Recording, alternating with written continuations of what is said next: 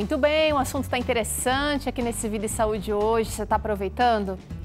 Falamos muito sobre a poluição no bloco anterior e os impactos na nossa saúde.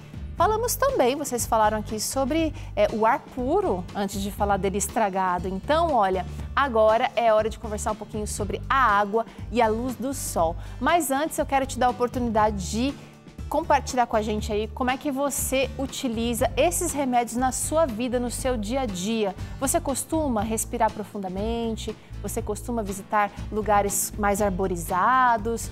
Você sabe onde se encontra o maior pulmão do nosso planeta? Será que é a Amazônia? Quero a sua participação. E quero saber se você usa o sol também como aliado aí na sua saúde, se você usa a água direitinho.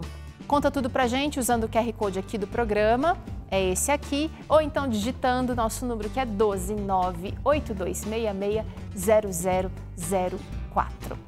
Doutora Daniela, quero saber o seguinte, água. Água, a gente tem que beber 8 copos no mínimo por dia. Agora, não sei se o copo do Luiz tem que ser assim, né? O seu pode ser um copo normal americano, o meu também tem que ser grandão. Água pra quê? Será que é só para o funcionamento dos meus rins, para eu não ter pedra nos rins?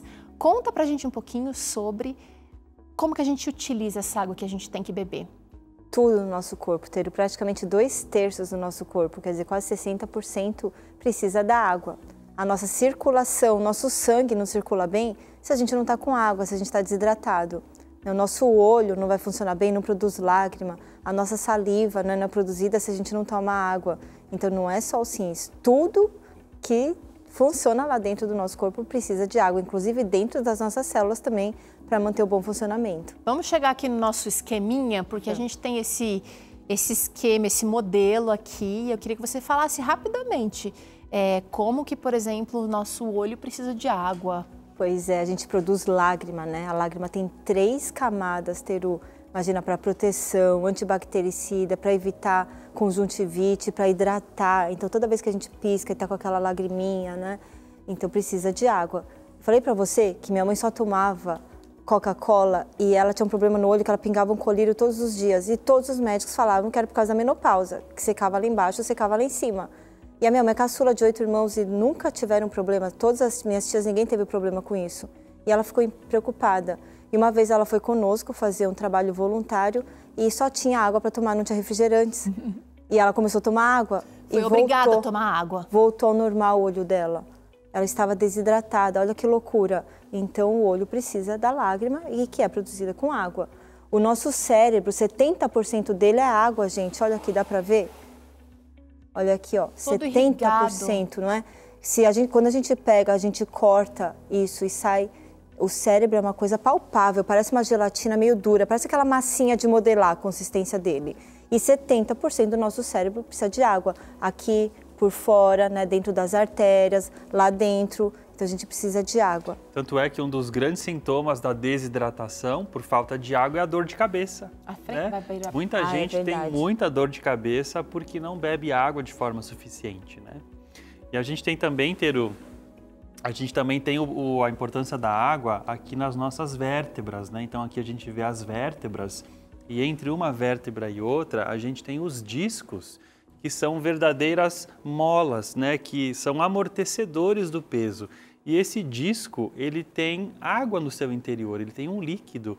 Se a pessoa não bebe água, não faz exercício, não faz alongamento, esse disco resseca e pode causar a famosa hérnia de disco, que muita gente aí que deve estar assistindo já sofreu disso e sabe como dói. Então, eu estou imaginando que as nossas cartilagens também do joelho aí também tem bastante água. Tudo que dobra, Teru, tudo que dobra precisa ser lubrificado, precisa de hidratação. Então, os ossinhos da mão, né, os ossinhos do joelho, tudo precisa, os pés precisam de água. Agora, mesmo que eu tenha um diagnóstico de artrose, artrite, por exemplo, se eu bebo água, eu posso, de repente, ajudar o meu corpo a ter menos dores, não sei? Com certeza, você está hidratando, né? E aí você tem que trabalhar a inflamação também.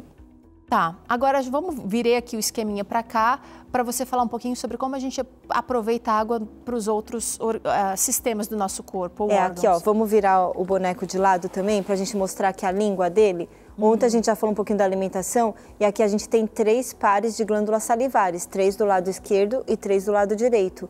E a saliva, a gente falou ontem, se você não toma água entre as refeições, você não vai ter saliva suficiente. Não tendo saliva suficiente, você não tem água na hora de comer, fica com aquela boca seca e você começa a tomar algum líquido. Só que nesse líquido não vai ter aquelas enzimas que vão quebrar o amido que você comeu. Então a digestão fica prejudicada quando você toma líquido, não é só por causa... Não é só para molhar o alimento. Só para molhar, porque não vai ter as enzimas que a saliva produz. Interessante. Então, olha só, você vai sentir sede. Por isso que a gente tem que tomar bastante água entre as refeições. Para que quando a gente chega na refeição, a gente tenha bastante saliva, né, para fazer a digestão do alimento. Porque tem gente que fala, tô com problema de digestão, doutora, eu tô com problema de digestão, mas não come, não mastiga direito e não toma água entre as refeições para fazer também a digestão já na boca, aí vai ficar tendo problema de digestão mesmo e vai ficar tomando remédio, sem precisar. Queria que você falasse um pouquinho agora dessa água sendo aproveitada por... Vou deixar você tirar aqui. Tá. Sendo aproveitada pelo nosso coração. É interessante, Teru, que a gente bebe a água, né, e ela vai descer por aquele caninho que a gente mostrou, vai ser absorvida e ela vai entrar na circulação. E essa água vai chegar aqui no coração e vai ser bombeada para o corpo inteiro. Então o coração bombeia a água e essa água vai para onde? Vai para o cérebro, vai para o seu rim, para o seu fígado, vai lá para a ponta do dedo do seu pé. Vai nutrir tudo. Ela vai nutrir todos os lugares, levando os nutrientes, as vitaminas, os minerais, porque o nosso sangue, 90% dele é água. A maior parte do sangue é água, então se você não tem água suficiente no sangue, ele fica mais grosso, mais viscoso, sabe? Ele fica como se fosse um óleo e aí ele não consegue passar pelos caninhos que são os nossos vasos sanguíneos. Interessante, né? Você falou até a ponta do dedo e eu fiquei pensando, uma pessoa que está desidratada, até o cabelo fica seco. A pele, né, Teru, vai ficar mais seca, o cabelo vai ficar mais seco, a boca, o nariz. O nariz, a gente nem falou do nariz, ele fica mais desidratado também. E lá no nariz a gente tem essa aguinha que sai, que tem bastante anticorpo, IgA que a gente fala, que é um anticorpo que ajuda a combater os vírus. Então quando a gente está muito ressecado, igual o ar está ressecado e você não está tomando água suficiente, você produz menos muco, né, menos dessa aguinha no nariz e nas vias respiratórias você fica mais propenso a ter viroses. Olha só, e você aí pensando que a água é só no verão, nada disso. Nada disso. E a história segue, né? Porque a gente tem o sistema circulatório aqui, a gente tem o intestino, você falou bastante ontem sobre a digestão. Vamos dar um detalhe aqui nesses vasos mais escuros aqui, ó, isso aqui mostra o sistema linfático. Tá. Então, os vermelhos e os azuis são as veias e as artérias, e esses pretinhos são os vasos linfáticos, e aqui os nódulos linfáticos, né?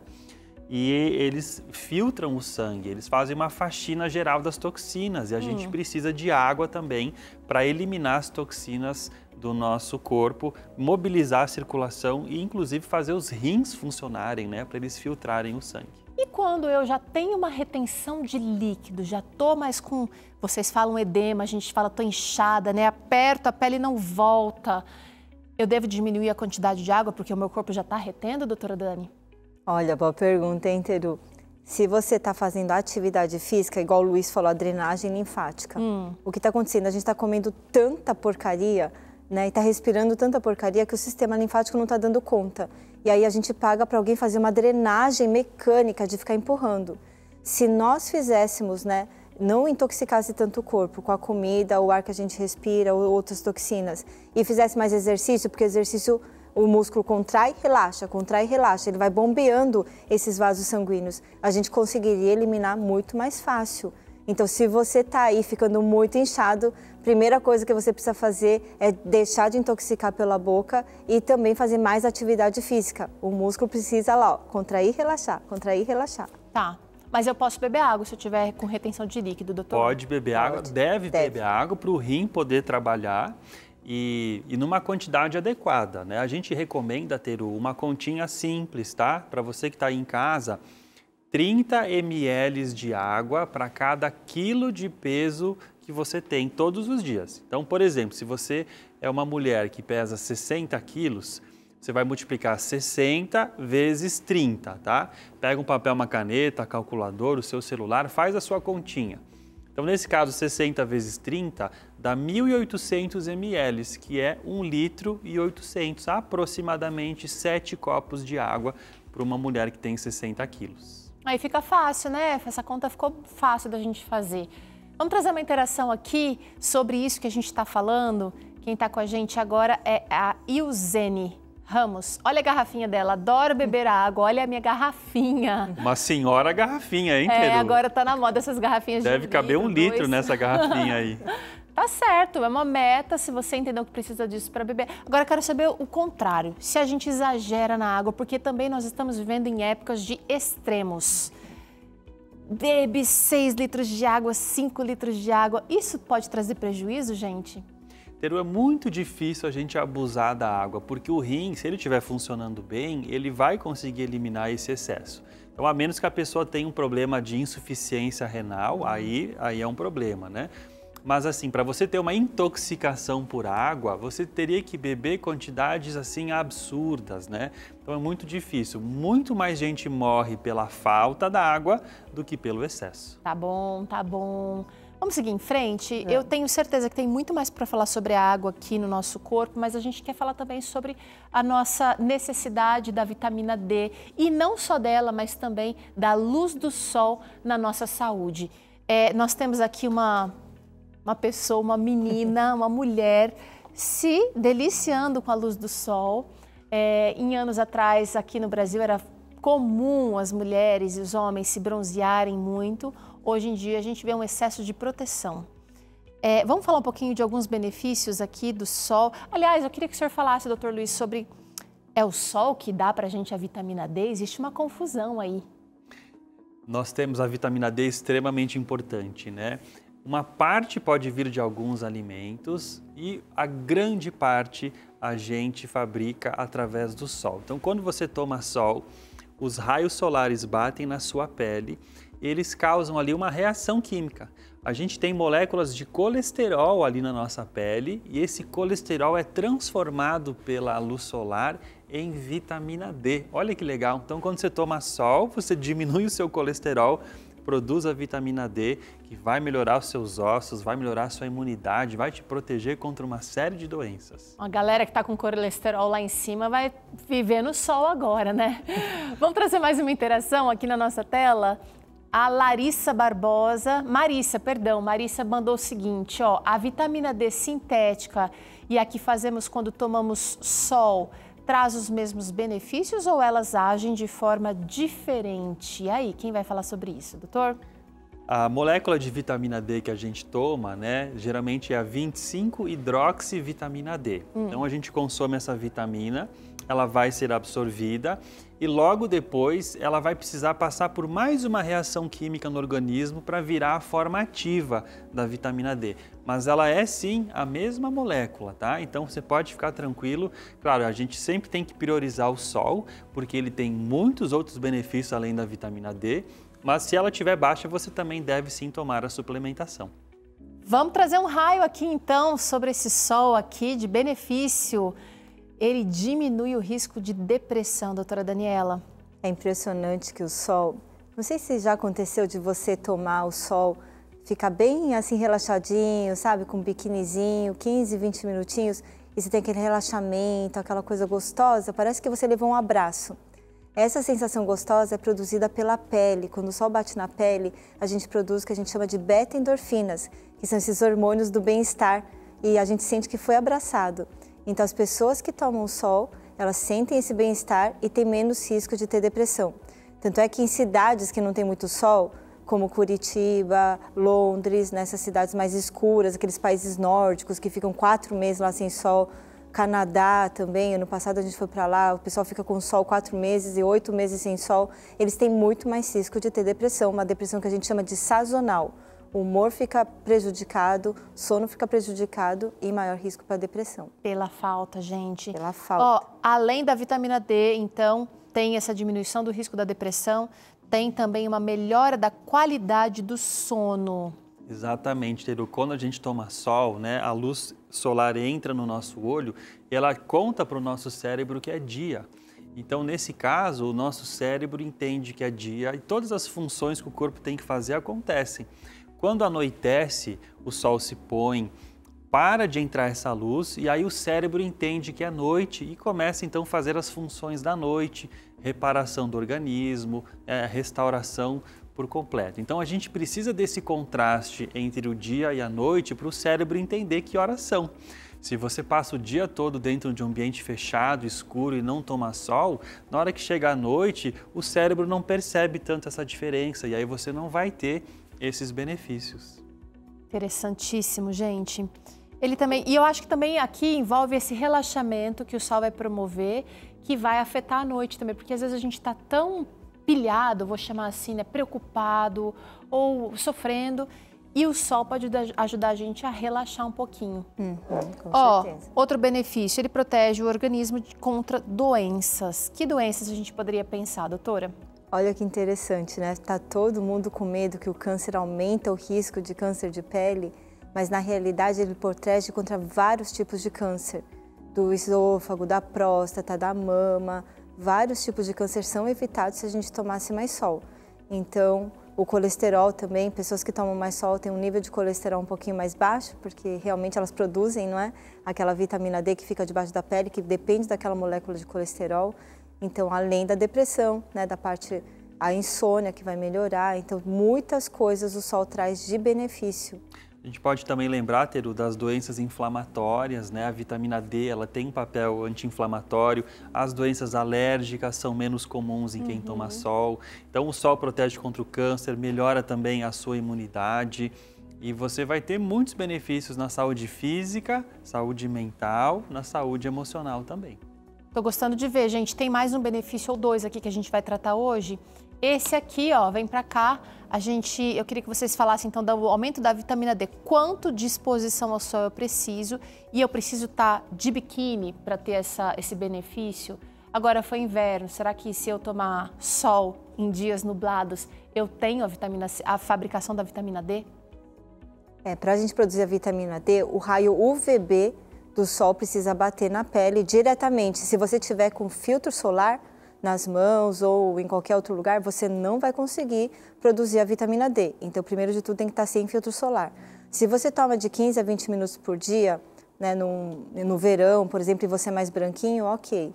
Agora, se você é mais escurinho, quanto mais escura a pele, mais a gente precisa se expor ao sol, tá bom? Então, se você tem dificuldade de ficar bronzeado, é mais branquinho, você toma lá de 10 a 15 minutinhos. Se você é mais escurinho, um pouquinho mais. Se está no inverno, como no inverno o raio solar bate na Terra de uma maneira mais perpendicular, não está batendo direto, não é a incidência dele, não é direta, então a gente precisa ficar mais tempo. Pode ficar 1 hora, às vezes 2 horas. Você não precisa ficar pelado, né? Quanto mais exposto, menos tempo. Mas se você vai ficar só com os braços para fora na hora do almoço, por exemplo, com as pernas, aí você fica lá de 10 a 15 minutos. Importante falar, Teru, para as pessoas não se queimarem, né? Porque as queimaduras solares aumentam também o risco do câncer de pele.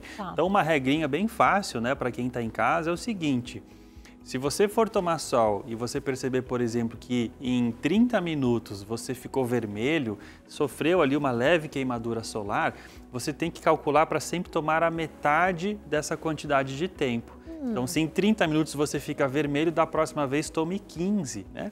E esse tempo vai variar, se é inverno, se é verão, se você mora no sul, no norte do Brasil, se você tem uma pele muito clara, uma pele mais escura. Então, você precisa conhecer o seu tipo de pele e como é que você reage ao sol. Legal. O último benefício que eu queria trazer aqui hoje, existem outros, muitos, vários, mas a gente vai falar agora sobre a moderação do humor. Tem a ver com a diminuição do risco de depressão, mas vamos falar do humor. Então, as pessoas que acabam não tomando sol, elas têm mais risco de dormir mal, porque não tem a produção da melatonina pela glândula pineal, que é uma glândula que fica bem aqui no meio do cérebro, ela goteja a melatonina quando você tem uma exposição no sol e vai para um ambiente totalmente escuro à noite. Então, lá pelas 10 da noite começa essa produção de melatonina, que é um hormônio que regula vários outros hormônios dentro do nosso corpo. Peraí, só um pouquinho. Ela está falando de exposição ao sol e da produção de melatonina, não de melanina, porque existe a melanina que protege do sol também, né, doutora? Sim, que deixa a nossa pele um pouquinho mais marronzinha, bronzeada. É a melatonina, que é esse hormônio que está todo mundo comprando aí para tomar. Naturalmente a gente produziria se tomasse o sol. E aí, produzindo melatonina, a gente dorme melhor, dormindo melhor, tem humor melhor. Então, uma coisa está ligada com a outra. Incrível, né? A gente percebe na prática, né, Teru? Aquele dia escuro, cinzento, nublado, parece que a gente fica mais para baixo, né? E quando começa o verão, aqueles dias bonitos de sol, né? Ou mesmo no inverno, mas aquele tá um dia fresquinho, mas um dia bonito de sol, parece que a gente fica mais animado, nosso humor fica melhor, né? O sol, ele é um remédio de Deus que foi colocado aqui na Terra para nos dar vida e também felicidade. A gente vê os nordestinos, né? Que felizes que eles são, não é? São animados, alegres. Faz diferença, com certeza. E na Bíblia a gente vê também Deus sendo comparado ou sendo expressado como o sol da justiça. É poderoso. Vamos trazer uma interação nesse momento? Quem está com a gente é a Lucimari. Olha só o que ela diz. A Semana Sou Saúde tá show. Acompanho o seu programa há anos e já fiz algumas mudanças, mas esta semana está me fazendo refletir que ainda preciso fazer muitas mudanças para o bem da minha saúde. Aproveito algumas tarefas de casa pela manhã na varanda para pegar sol e ainda coloco minha mãe de 97 anos também. Remédio gratuito de Deus para nós, mandou a Lucimar, que está com um sorrisão aí na foto, ó. Linda. Parabéns. Ó, o Elcino mandou aqui, onde tem o ar puro, sol e água saudável. Foto linda. Delícia. Obrigada, seu Elcino. Obrigada a você, Lucimar, também que mandou aqui. Você viu? Se a gente entender a importância desses remédios na nossa vida, a gente vai dar um jeito de encaixar o uso deles na nossa rotina. E é isso que a gente está tentando fazer aqui. Fazer você entender. E Deus vai te ajudar também aí, porque tudo aquilo que é para o seu benefício, Ele deseja para você. Vamos para o intervalo? Rapidinho e a gente volta aqui trazendo o terceiro episódio da série Princípios que Curam. E ainda hoje você acompanha aqui um pouquinho de história. Hoje é aniversário de 13 anos do Vida e Saúde e você é nosso convidado para ficar até o finzinho com a gente. Até já!